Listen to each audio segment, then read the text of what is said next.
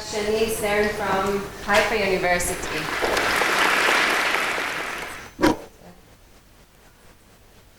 Okay, so it's great to be here and thank you for the invitation. So I think Omer, I don't see now, talked a little about the iPSC models and my student Shani. So we usually, we do differentiation into human neurons. So we usually start with either fibroblast or from PBMCs, which we extract from a blood sample. And then we reprogram them using Sendai or episomal vectors into induced pluripotent stem cells. And these cells are pluripotent, so we can differentiate them into neuronal cultures or brain organoids. There's a few advantages of this method. First, these are human neurons. It is a precise disease model in the sense that derived neurons have the exact same genetics as the patient. The disadvantage is that the neurons are not still fully mature, but the brain organoids help mature them further, and also we're developing the methods and they're becoming better. So we had a child with a IQ-SEC2 mutation. This is the A350V mutation, and the child had hundreds of epileptic seizures every day. And so just generally the mutations in the IQ-SEC2 gene cause an intellectual disability and severe epilepsy and autistic-like features. And the protein product of the IQ-SEC2 is the guanine nucleotide exchange factor, GEF, which is a part of the NMDA receptor, a very important receptor in the neuron. And this activates ARF6. ARF6 is a critical regulator of membrane trafficking and synaptic structure. And it is essential for maintaining a proper level of excitatory receptors through the endocytosis of AMPA receptors. So as I mentioned, we had a child with a IQ-SEC2 mutation and a gene-edited version of this was the control where the IQ-SEC2 mutation was CRISPR-Cas9 edited. So here we actually started from fibroblast and made iPSCs and differentiated into hippocampal neurons growing through the neural progenitor cells. Then we have early neurons and late mature neurons. This was published about a year and a half ago in molecular psychiatry. So we started the differentiation step, and took it in a few steps. We measured the neurons in a few steps during the differentiation.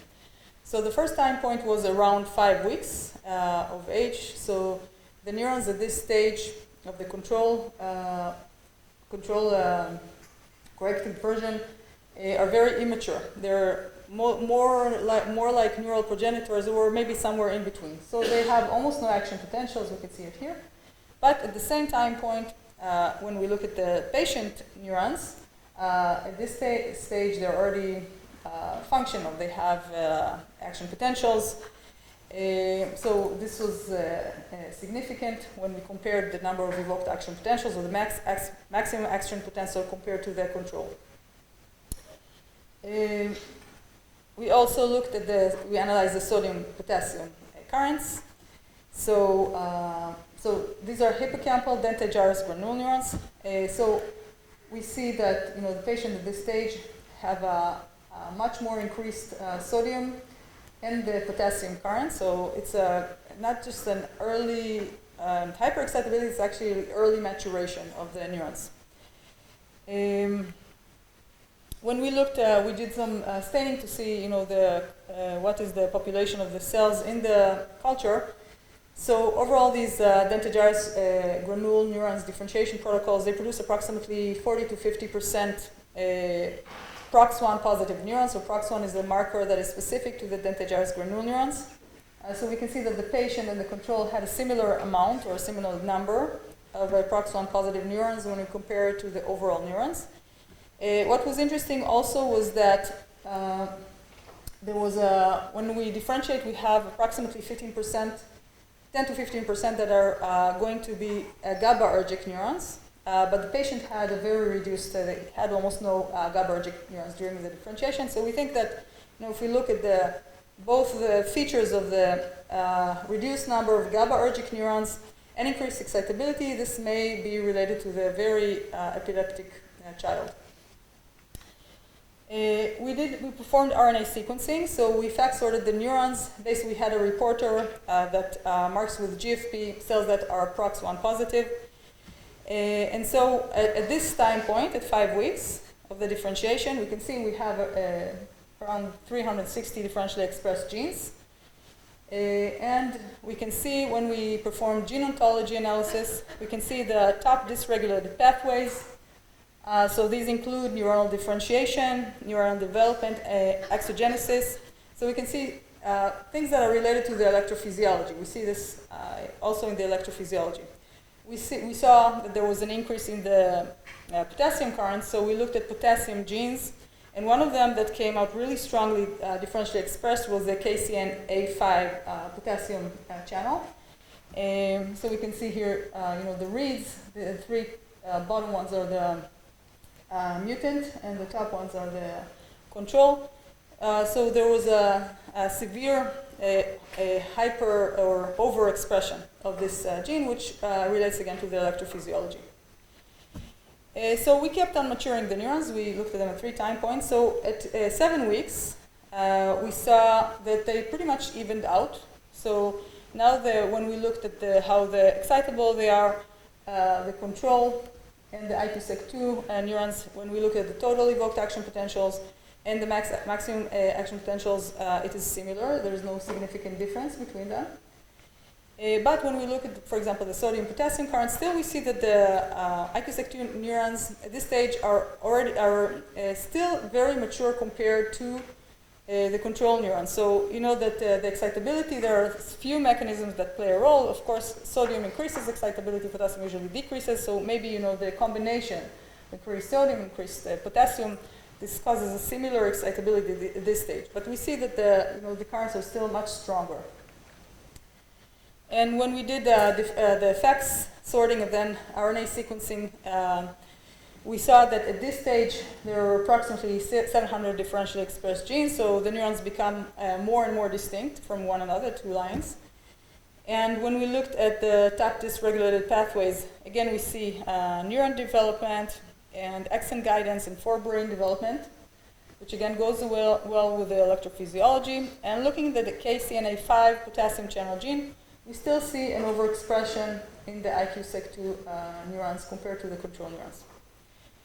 So we kept maturing them to approximately 11 to 13 weeks. So these are pretty mature neurons. So at this stage, the phenotype seemed to get reversed. So now the control cells kept on maturing and are now producing more action potentials. So if we look, here what was significant was the maximum action potentials that the cell can produce. So the control neurons now kept on maturing, and they're able to produce more, but the IQ-SEC2 started actually to reduce excitability. And when we looked at the sodium and potassium current, now they switched. So the control neurons kept on maturing, and the sodium and potassium channels keep expressing more and more, but the IQ-SEC2 neurons start to degrade. So one of the things that we looked at was the synaptic activity. So when the cells are mature, there's almost no synaptic activity. So we can see here the control and the IQ-SEC2, but actually the IQ-SEC2 neurons had more synaptic activity at the very early stage compared to the control. This was almost significant. But when we kept maturing the neurons, the control neurons at some stage start having many synaptic connections.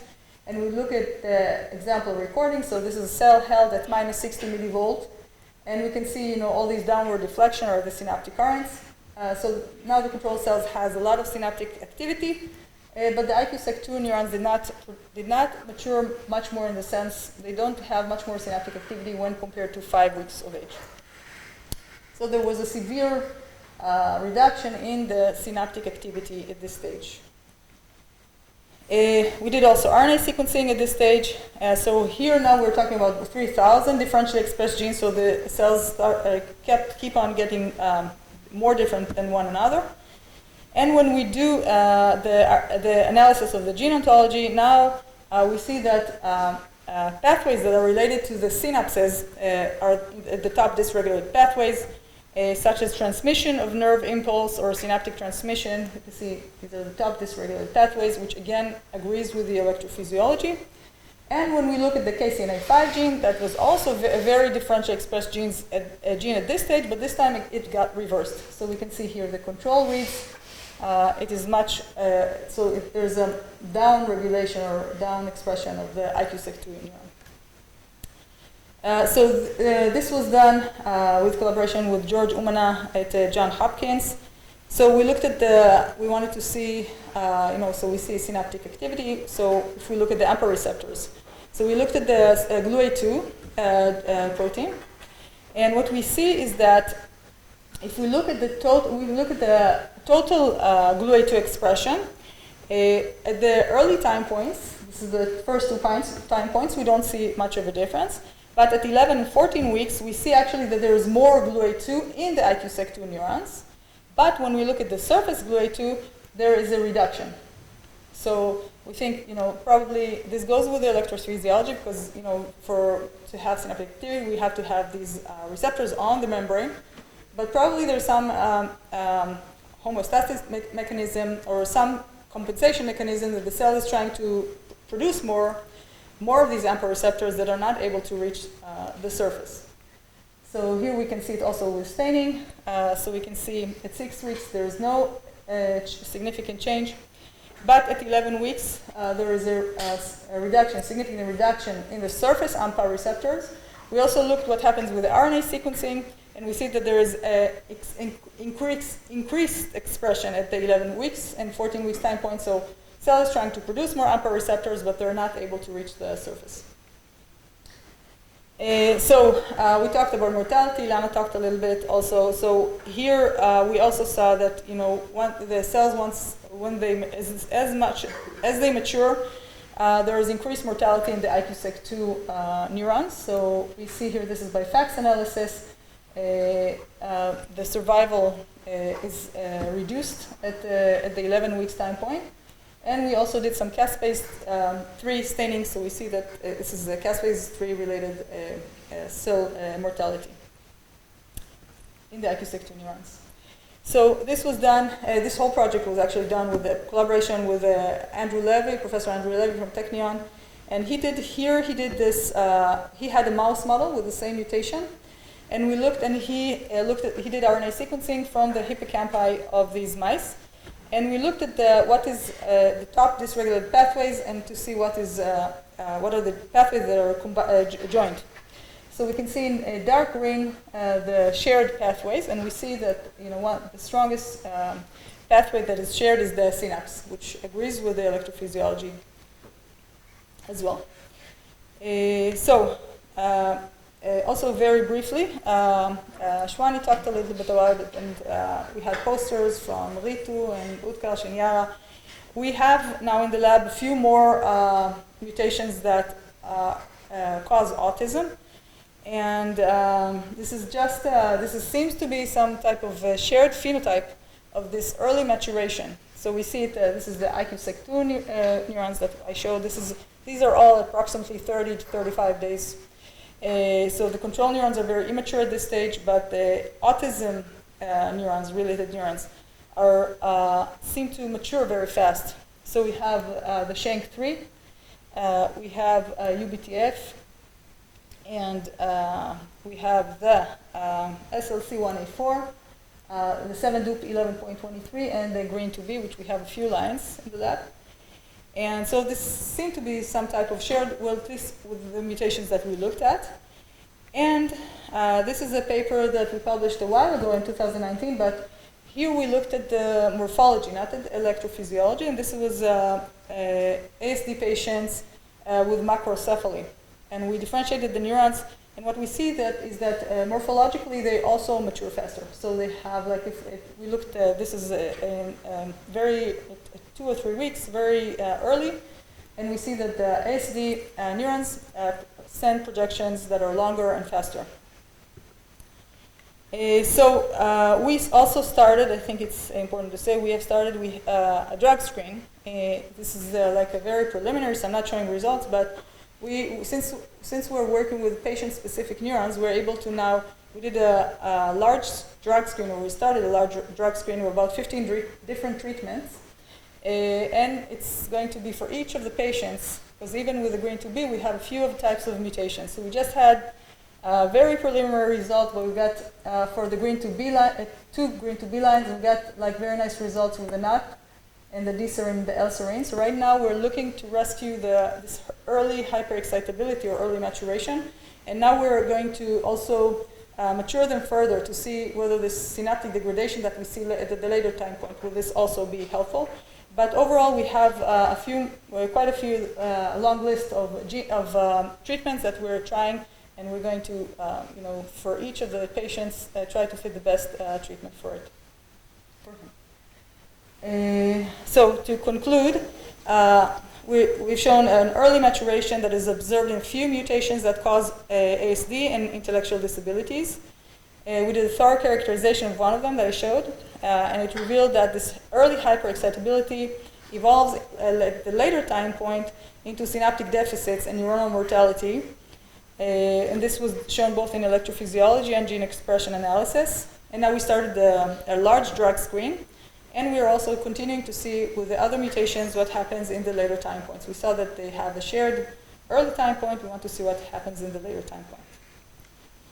So with this, I'd like to thank the students that did the work. You see them here. And our collaborations, especially Professor Andrew Levy and Tali Shkolnik and Roman Spiegel. And thank you all for listening.